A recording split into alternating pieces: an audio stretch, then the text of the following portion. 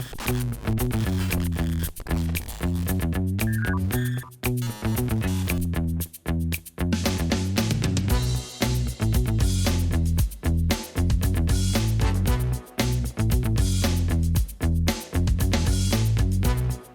and welcome to Unhacked. I'm Brian Graff, Senior Vice President of Business Development here at Abacode. We are here to take you through a cyber topic of the week.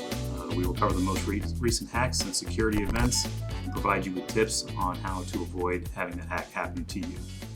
So last week, Southwest Airlines was hit with multiple outages that caused the delay or the cancellation of over 500 flights and massive delays around the country.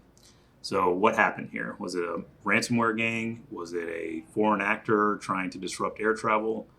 No, at this point, it was just a computer error, is what Southwest Airlines is reporting. So if there's no ransomware gang, if there's no hackers in this story, why is Abacode talking about it? An effective security program not only offers security, but availability of critical services. The security department is responsible for monitoring and making sure outages are responded to accordingly. Responding to outages is a part of a security program's responsibility. You need to be able to detect incidents, whether they're caused maliciously, accidentally, or naturally. Also, you cannot be sure at the beginning if an incident is naturally occurring or caused by a malicious attacker, so they must be investigated thoroughly. Thirdly, outages may not be caused by hackers, but they may present opportunities for hackers to attack you, namely in two ways. During incident response, business continuity, and disaster recovery, you're restoring systems, and you should be restoring the security mechanisms on top of those systems. However, a lot of organizations do not have a formalized BCDR plan, so when their IT personnel are restoring services to their network, their systems, and their databases, they may not be applying things like performing vulnerability scans prior to resuming services, ensuring that security monitoring is set up and logs are being forwarded from those new restored systems prior to allowing customers to access those systems and data. Another way that hackers can use an outage to their advantage is by contacting your customers pretending to be you, letting them know that there is an outage, and all you need to do is click here, enter in your login information, and then they will help. They'll reschedule your flight. They'll give you a refund. If they already know that there's an outage in place and they can get to your customers, that's a potential vector for attack. So how do you prevent outages like this from happening to you? And even more importantly, how do you prevent them from becoming attacks?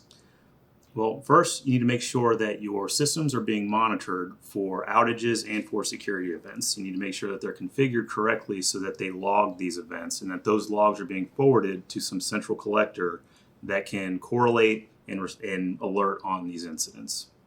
Ensure your systems are backed up and make sure those backups are off network and offline, away from your production network, so that if a hacker does get access to your production network, they still can't access your backups, encrypt them as well, and make your response process a lot harder. Create an incident response plan that identifies your IR team members, the types of incidents your plan is designed to respond to, requirements for detecting and responding to those incidents so that they're already in place prior to the plan being needed to be enacted. So things we just talked about, backups, monitoring, making sure those initial security mechanisms are in place so you can respond to an incident. Because obviously you can't respond to one if you don't know what's going on.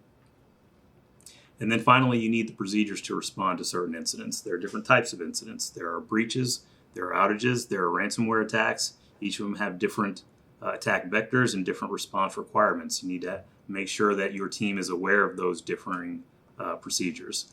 And sometimes there's a combination of exfiltration and ransomware. You need to be able to respond to both at the same time.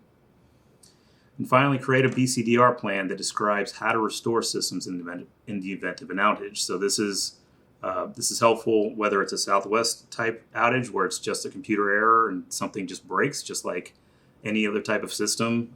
Networks can break. There are glitches that you have to respond to, or that could be the start of a security attack. Either way, you have to be able to restore those systems. Otherwise, you're either not able to provide services to your customers, or even worse, you are under a ransomware attack and now have to pay a ransom to get your primary facilities back online because you don't have the proper backups of your system's data and configurations. Just like the IR plan, the BCDR plan has components you need to consider. You need to put together a BCDR team. This should include IT operations, security personnel, HR, legal. Remember, you're not just dealing with the technical aspect of an outage. There may have been a breach, in which case you may need to respond and contact legal authorities, customers, partners, in which case you want to make sure legal, HR, in your communications department is also involved. You want to make sure that, again, just like the IR plan, those certain requirements to respond to these outages are already in place prior to the plan being enacted. So that first component of your BCDR plan is going to describe the components you already have in place, your backups, your monitoring. Just like with incident response, in order to respond to a disaster, you have to know what's occurring. And you don't want that to be the system has gone down and now you can't access it. You don't want that to be the first indication that there's a problem. And then you need to, again, just like with incident response, have types of scenarios that you are responding to. Is it a physical disaster, meaning your physical, your office location is no longer available? What do your workers do in response to that? Maybe it's just your network is down. Maybe you are suffering a ransomware attack and you can't get to your production network. Maybe your cloud, your AWS or Azure instance has been hacked and now you can't access a cloud system, but you can access on-prem.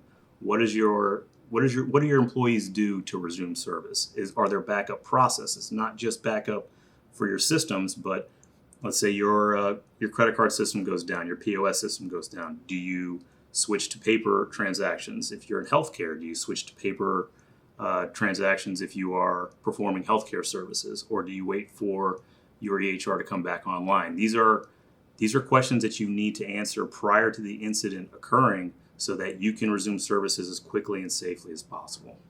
And then finally, both with your incident response plans and your business continuity disaster recovery plans, you need to test them annually, at least annually. You need to make sure that the personnel that are listed in the plans are aware of the plan. They know what their role is. They know what their backups are in case one of your critical team members isn't available, because remember, this is going to be enacted during a disaster. So you need to assume that all personnel may not be available, all of your systems may not be available, and make sure your plans are in place to respond to that lack of those personnel and resources being available.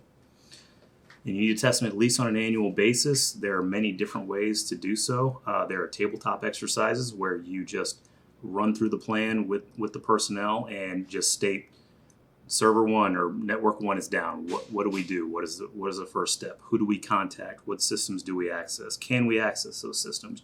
You have to build out an entire scenario and have your team respond to it. It doesn't have to be a live scenario, although some organizations do go that far. So it's to the level commensurate with the risk involved here. How critical is your system? Can it be down for a few hours? Can it be down for a day, but without being catastrophically affecting your organization? That depends on how strenuous these tests need to be. So that's all we have for today. Once again, I'm Brian Graff here with Abacode, and we'll see you next Thursday on UNHACKED.